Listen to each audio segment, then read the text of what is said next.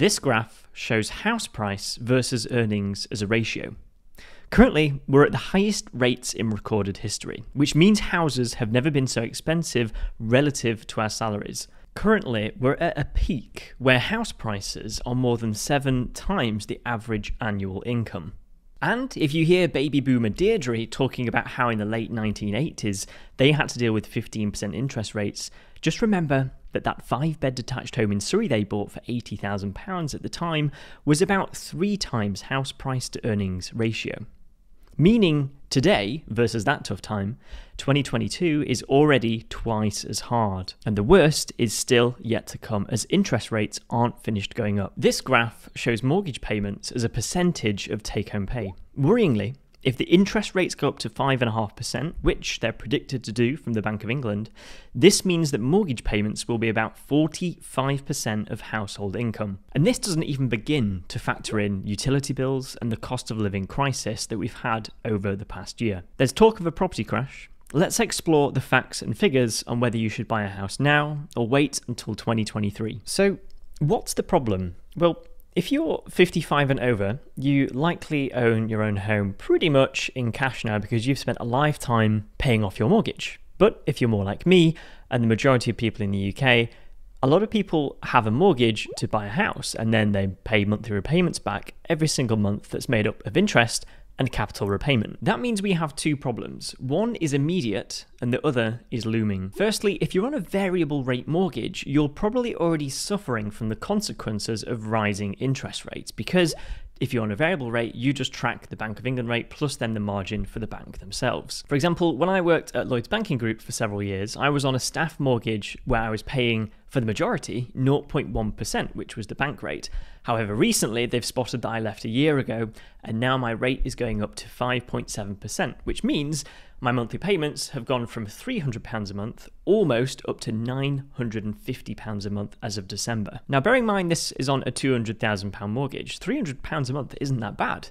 £950 is very extreme. The reality is when rates go up double, if not triple, households simply cannot afford those increases. Who has an extra £600 to £700 spare every single month? Secondly, we have a delayed problem, which is the fixed rate mortgage saga. At the moment, a lot of people in the UK are sat on 2 or 5 year fixes, which for those who fixed a few years ago means that in the next 12 months, 2 years, they'll be coming off of those fixes onto the variable interest rates. Again, which means their monthly repayments are going to shoot up. Unlike a few years ago, all we'd simply do when the interest rate stays low and stays consistent is remortgage onto a new fixed term product to keep those monthly repayments low. The problem is homeowners can't do that right now because they're going to be remortgaging onto rates of 6 to 7%, if not more, by the time this video goes out. And the reality is, this time last year, a lot of us stretched our mortgages because interest rates were so low, meaning we could afford a way more expensive house by taking on more debt from the banks. The problem is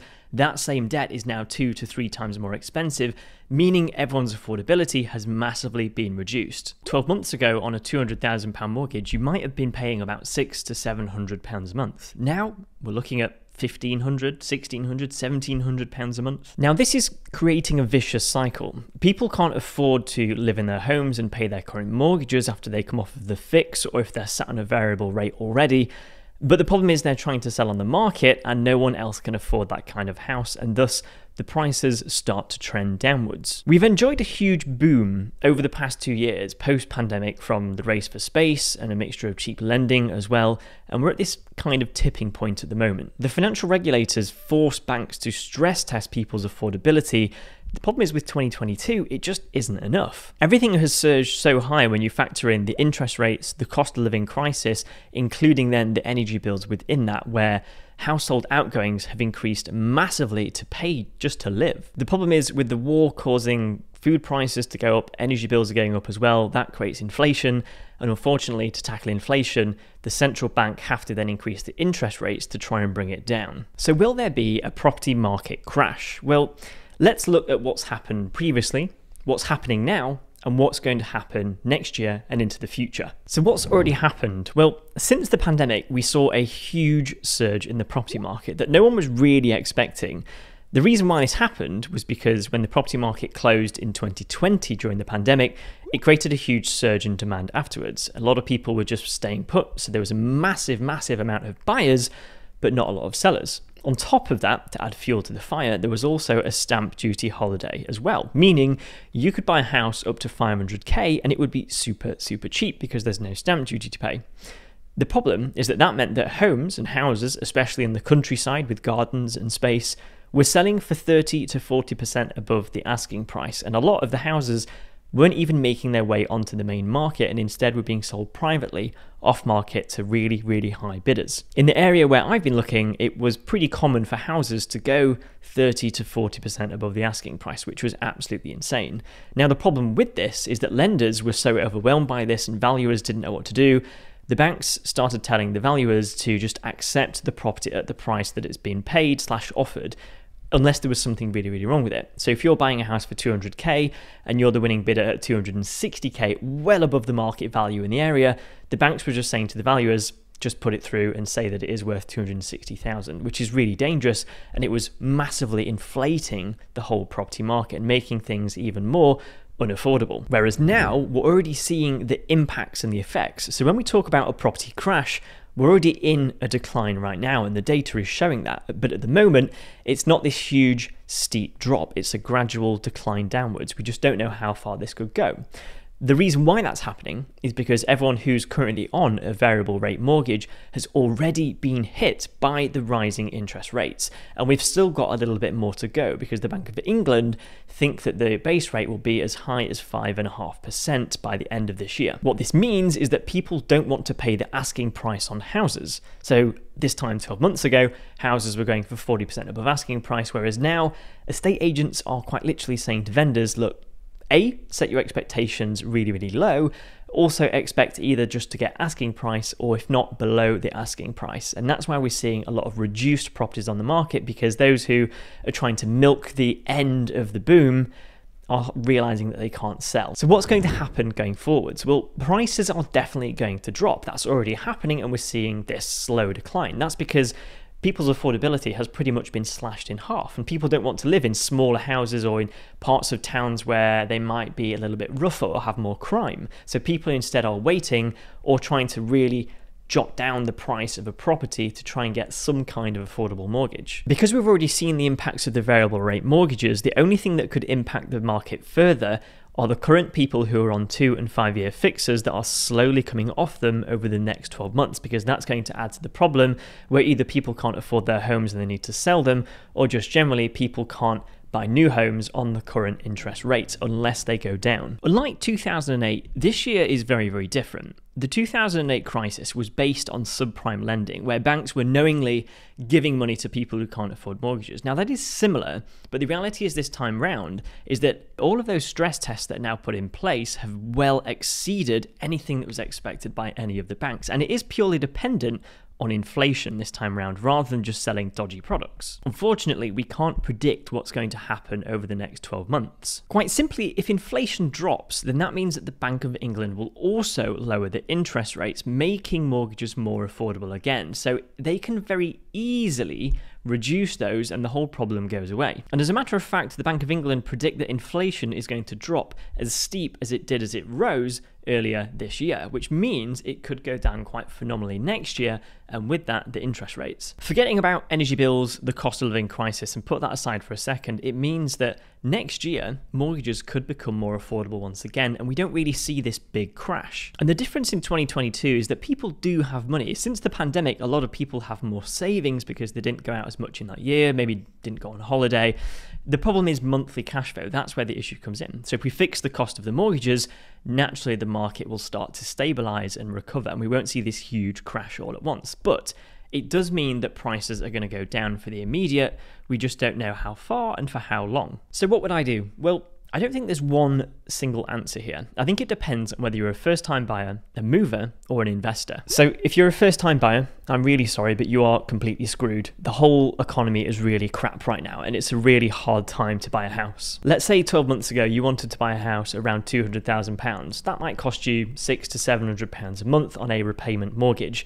Now that's going to cost you upwards of £1,700, which for a lot of people, simply isn't affordable. So either you have to pay this huge astronomical monthly cost because of the higher interest rates if you want the same house, or you have to pretty much downsize, remove a bedroom, or go to a part of town where you don't want to live, where property prices are cheaper. But you'd be paying the same there for what you'd be paying 12 months ago in the nice house. And people don't want this and therefore are sitting on their hands. So unless you've got a really high income, or you can really start to lower the loan to value by putting more cash onto a property, then it's going to be near impossible as a first-time buyer right now to get a house on these really expensive 7% interest mortgages. If you're a mover and you already have a house right now and you're thinking about moving, or you just need to think about remortgaging, the best thing to do is stay exactly where you are for the time being. If you're on a fix and you can sit on that for another year, or hopefully more than a year, then that's the safest thing to do, because if you move and you need a new mortgage and you can't pay for it in cash, then that means you're going to be a victim to really high interest rates, especially now. If you're about to come off of a fixed mortgage, you really need to consider,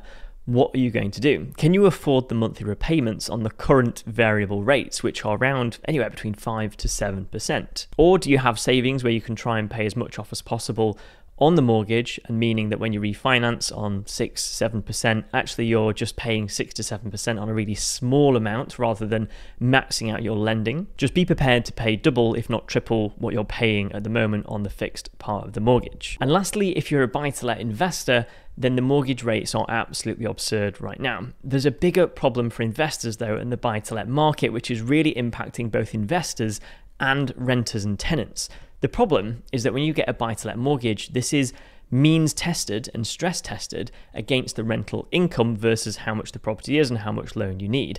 Now, this used to be stress tested at an interest rate of about 5%. The problem is more recently, that stress test has gone up to about 8.5% to 9%.